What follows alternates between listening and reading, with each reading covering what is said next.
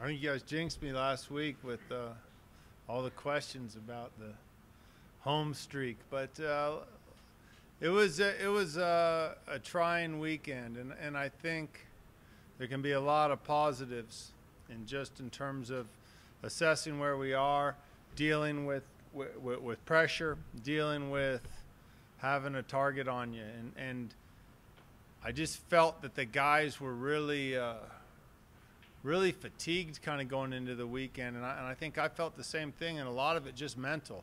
It's quite a transition going from a non-conference schedule against new teams, very competitive teams, to going into conference where everybody's very familiar with you, and beating us is an opportunity to really turn a season around. So we went into last weekend, Air Force and Denver, playing two teams that have had, I think, average seasons, and they knew our game was a big one for them. And Air Force was good on Friday night. It was a game we should have won. We had the better of play. We had a lot more opportunities, but we didn't take our chances. And when you have a team with the offensive talent that we have, I think we have 6, 7 attacking guys that can all score goals. You assume that one or two of them are going to have a moment here and there and put some in the net, which prior to Friday we'd scored at least 2 goals every game. And Friday we didn't, and I really don't know what to attribute it to. But I think it will prove to be a good lesson in terms of taking positives. You never want to lose. But Air Force stuck to their game plan. They defended. They looked for counters. They looked for set pieces. I think I'd spoken of that last week going into the game, that's how those teams were going to be successful, and that's how they scored the goal off a long throw-in. A set piece. They weren't going to beat us in the run of play. So hats off to Air Force. I thought they were very good at what they did. We were unable to execute. And the guys, they rebounded, I'm not going to say well, Sunday against Denver, another very similar game where we had possession of the ball. We created the vast majority of the chances, and for whatever reason didn't put it in the net. I think combination, their keeper was very good, and our guys once again had great chances and didn't put them away, and made it a much more difficult game than it needed to be. We were fortunate in the second overtime. An excellent goal by Devin Sandoval, anticipated a bounce, kind of pounced on it and slotted it away for the win in the second overtime. Not how you want to win, but I think a confidence builder for us.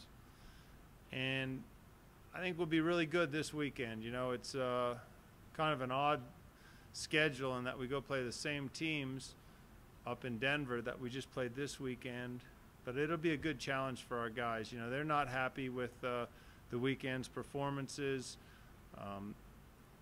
The pressure's much different when you're on the road.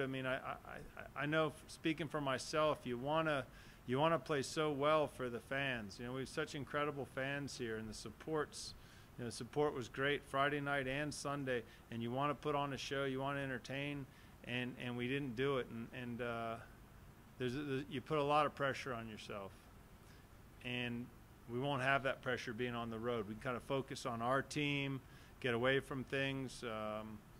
I think it'll be real healthy, and I know they're excited to play Air Force Friday night.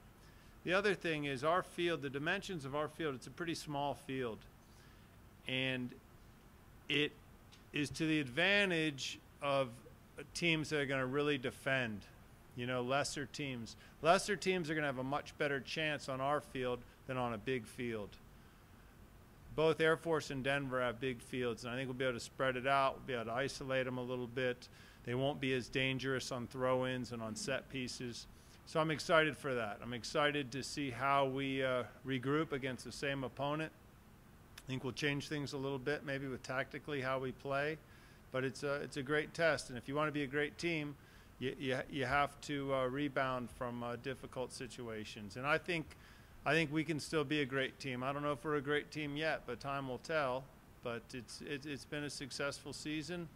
Like I said, I thought we rebounded well from a difficult game Friday, Sunday wasn't an easy game, but the guys found a way to win. We defended very well. We created chances.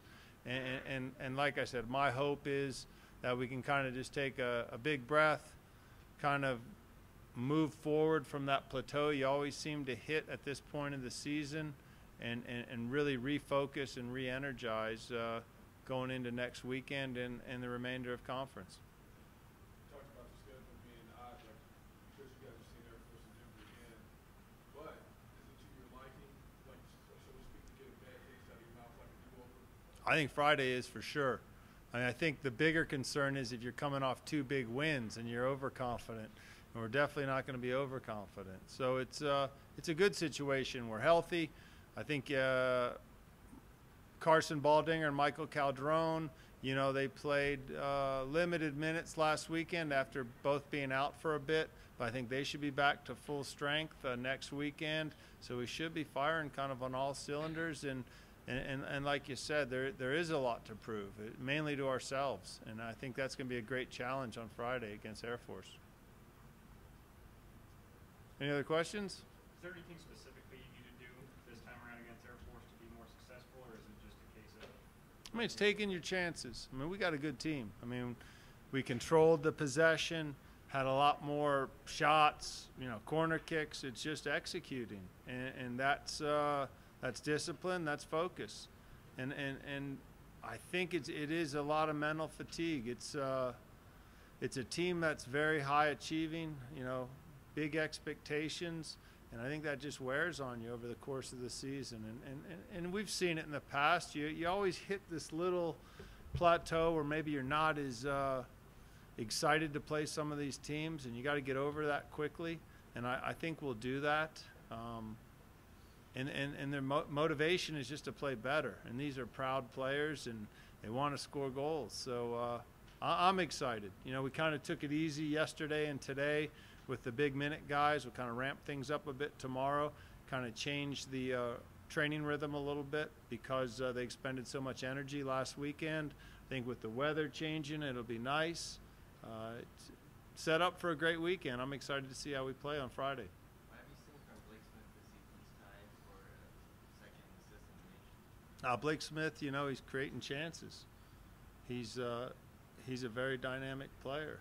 I mean, Blake's challenge and Devin's and Nick Robson, the 3 senior and attackers, and Lawrence Robledo, it's dealing with pressure and managing all the media stuff.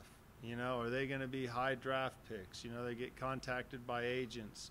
There's a lot of outside factors that really weigh on these guys.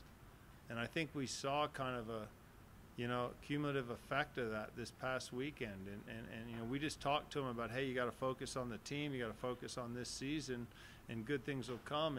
And that's the mark of a truly great player is, in spite of distractions, can they continually produce. And I was real proud of Devin that he scored that you know, the big goal on Sunday. But that's going to be the challenge for Blake and Nick Robson and Devin as things move forward. That they keep delivering, and the great players deliver, you know, regardless of the pressure, regardless of the magnitude of the game. The big time players find a way to deliver, and that's going to be the challenge for us here on out. When you first recruited Blake, what did you see? When we first recruited Blake, it was a lot of potential. He was hungry. He was a great athlete, skilled. You know, he's from a small town. He's from Bernie, Texas. Wasn't a real high-profile player, but he was a guy with talent and drive and intelligence, and from a very good family. You know, he had all the characteristics that lead you to believe that they're going to be very successful. And you know, with a lot of our recruiting, those are the kind of guys we get that have a lot of tools, but maybe didn't have the same exposure. You know, we only have a few very high-profile guys on our team, not many at all. And you want hungry guys with ability and intelligence from good families, and that are going to put team goals first, and that was Blake. So I think we got a lot of guys like that. All right. Well, thank you.